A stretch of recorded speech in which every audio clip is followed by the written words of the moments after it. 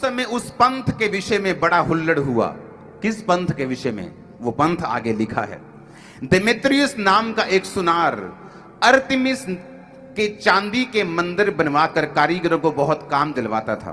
वह ऐसी ही वस्तुओं के कारीगरों को इकट्ठा कर कर उसने कहा, हे मनुष्य, तुम जानते हो कि इस काम से हमें कितना पैसा मिलता है।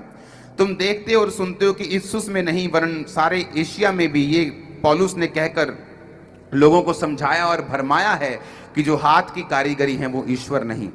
परंतु इस बात में हमारे सिर्फ यही डर नहीं कि हमारे धंधे की प्रतिष्ठा जाती रहेगी, परंतु हमारी देवी अर्तेमिस का मंदिर छोटा समझा जाएगा जिसे सारा एशिया मानता है। ये सुनकर वो क्रोध से भर गए और चिल्ला चिल्ला कर कहने लगे, इफ्सियों की देवी अर्तेमिस महान है। सारे नगर में बड़ा कोलाहल मच गया और लोगों ने मकदुनिया वासी गयुस और अर्तिखुस को, जो पौलुस के संगी थे, पकड़ लिया और एक साथ रंगशाला में दौड़ आए। पौलुस ने भी भीतर जाना चाहा, परंतु चेलों ने उन्हें जाने नहीं दिया। आसिया के हाकिमों में भी कई मित्रों ने उसके पास एक कहलाव भेजा और विनती की कि रंगशाला में यानी अंदर आकर पौलुस जोखिम ना उठाए। कोई कुछ चिल्लाता था, कोई कुछ, और सब कुछ गड़बड़ी हो गई थी और बहुत से लोग जानते भी नहीं थे हम इकट्ठा किस लिए हुए हैं।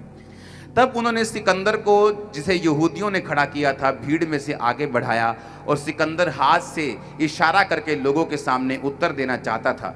परंतु जब उन्होंने जान लिया कि वह यहूदी है और सबके सब एक शब्द से कोई 2 घंटे तक चिल्लाते रहे, इफ्सियों की देवी अर्तेमिस महान है, तब नगर के मंत्री ने लोगों को शांत करके कहा, हे इफ्सुस के लोगों, कौन नहीं जानता इफ्सियों के का नगर उस देवी अर्तेमिस के मंदिर और ज्यूस की ओर से गिरी हुई मूर्ति का टहलुआ है। हम इन बातों का खंडन नहीं हो सकता। उचित है तुम शांत रहो और बिना सोचे विचारे कुछ ना कहो, क्योंकि तुम जिन मनुष्यों को पकड़ के लाए हो, ना तो वे हमारे मंदिरों के लूटने वाले हैं, ना ही हमारी मंदिरों के देवी के निंदक हैं। अब जब धंधे की बात आती है, जब पॉलिटिक्स की बात आती है, कई बार ये विरोध उसकी उपज होता है। और बाइबल कहती है जब विरोध हुआ और एक ऐसा बंदा, जो बात आती है, जब पॉलिटिक्स की बात आती है, कई बार ये विरोध उसकी उपज होता है।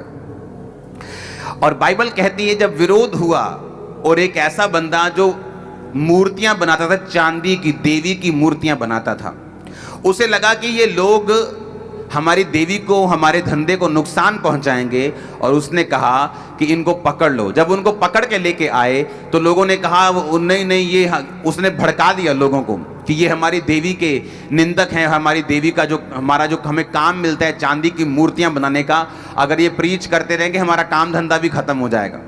और बाइबल कहती है जब वो अंदर आए तो लोगों इतना हल्ला मचाया कि इनको मालूम भी नहीं था कि खड़े क्यों हैं हम, बस हो हा हा हा ला ला कर रहे थे सब लोग। और बाइबल कहती जब उन्होंने ये समझा और मंत्री ने, उस नगर का जो मंत्री था, वो खड़ा होकर बोलने लगा कि मेरे भाइयों, जिन लोगों को तुम पकड़ के लेके आए हो, ना तो ये हमारे मंदिरों को लूटने के लिए आए हैं और ना ही तुम्हारी देवियों के निंदक हैं, ना ही ये तुम्हारी देवी की निंदा करते हैं, ना ही तुम्हारे मंदिरों को लूटते हैं। अब मेरी बात को समझना, एक बार एक लड़का बाजार में चल रहा है और उसके मुंह पे मिट्टी लगी। दुकानदार ने पूछा, ए तेरे मुंह पे मिट्टी लगी, क्या करके आया? वो उठा, कहता पाजी, ऐसे मिट्टी पकड़ी उसने, कहना पाजी एक बंदा आया, उन्हें ना ऐ करके मेरे मुंह पे मिट्टी पाई। हाँ, कहना अच्छा अच्छा ठीक है। अगली दुकान पे गया, कहना की हाल चाल, ठीक ठाक। अब मिट्टी कितना पाई मुंह, ये क्या किया, मुंह को क्या हुआ? कहना पाजी एक बंदा आया, उन्हें ऐ करके मिट्टी चक्की, ऐ करके मेरे मुंह पे पाती। कहना अच्छा, कहना माड़ी गल हुई थे।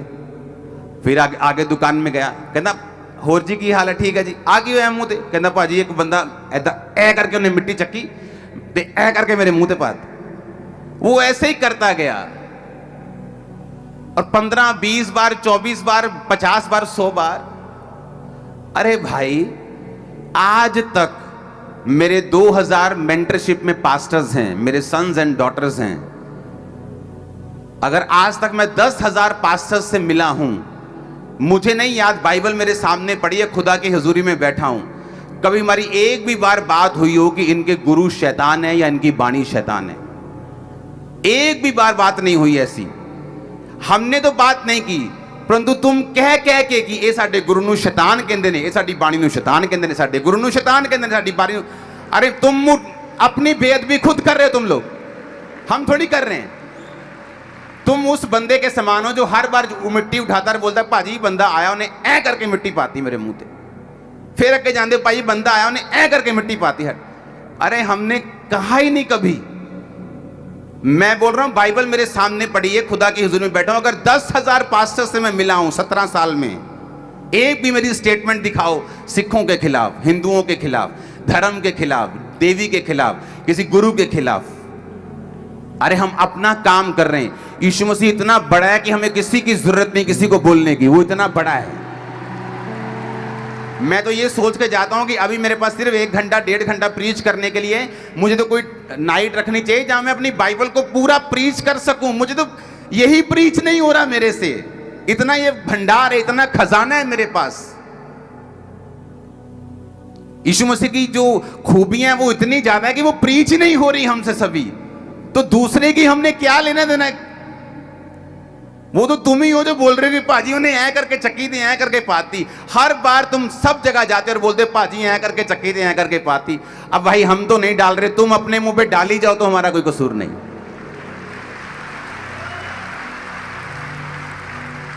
कि या तो वो स्टेटमेंट दिखाओ कहां पे हमने कहा है या किसी ने कहा है, तो जिसने कहा है उसको पकड़ लो।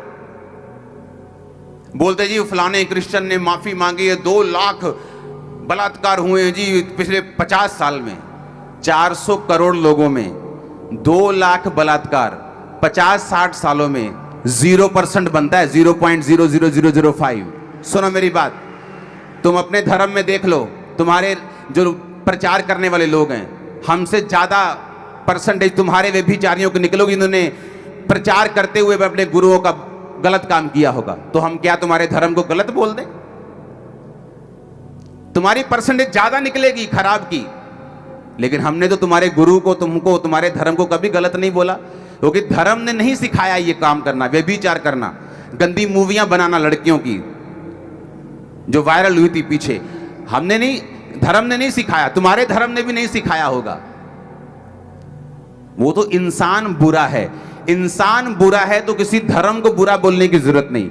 इंसान को ही बुरा बोला जाए, किसी धर्म को बुरा नहीं बोला जाए।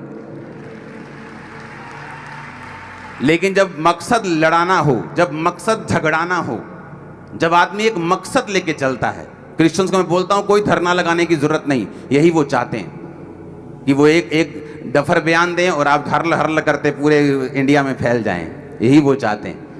हम धरने नहीं लगाएंगे, मीटिंग्स करेंगे, हीलिंग्स करेंगे, डिलीवरेंस करेंगे। जो एक्शन कमेटी बनाई जा रही वो धरने लगाने के लिए नहीं बनाई जा रही।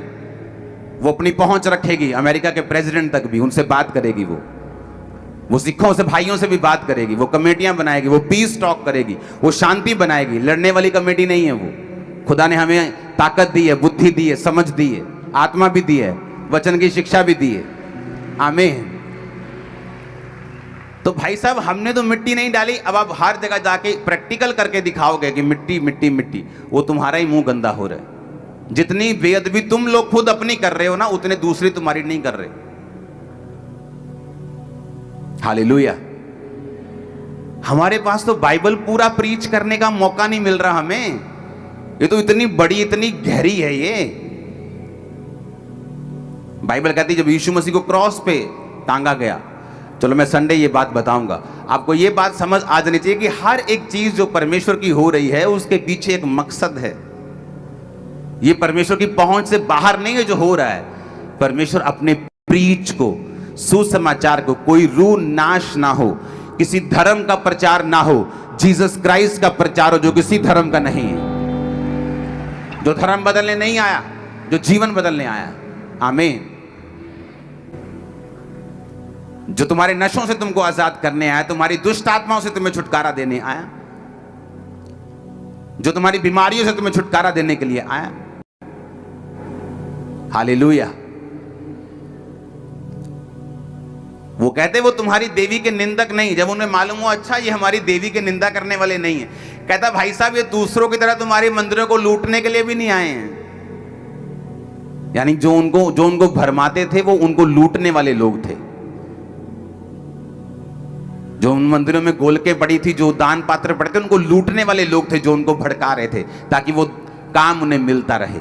कहता ना तो ये तुम्हारी तरह लूटने आए हैं, ना ही ये तुम्हारी गुरु के तुम्हारी देवी के निंदक हैं। जब उन्हें मालूम हुआ कि अच्छा ये तो हमारे निंदक नहीं, सब चुप करके बैठ गए, क्योंकि उनको मालूम नहीं था कि इकट्ठे किस लिए हुए हैं। हालेलुया। और तब उन्हें समझ आया कि ये प्रभु यीशु मसीह का प्रचार कर रहे हैं जो मुर्दों में से जी उठा। ये प्रभु यीशु मसीह का प्रीच कर रहे हैं जो आज भी जीवित है, जो काम करता है, जो मुर्दा परमेश्वर नहीं, जो जीवित परमेश्वर है। हालेलुया। वो प्रीच करते थे कि यीशु ही प्रभु है। बोलो यीशु ही, बोलो यीशु ही, आमीन। वो प्रीच करते थे। ना तो उनको मौत का डर इसे प्रीच करने से रोक पाया। बाइबल कहती उन्होंने पूरी कलीसिया तितर बितर कर दी। उन्हें लगता था कि लो जी करता अपा फतेह काम, कलीसिया डालती है। पर बाइबल में लिखा वो कलीसिया एक जगह से निकली और पूरे वर्ल्ड में फैल गई। आज वही कलीसिया जिसको हम 400 करोड़ क्रिश्चियंस बोलते, वही कलीसिया आई। हालेलुया।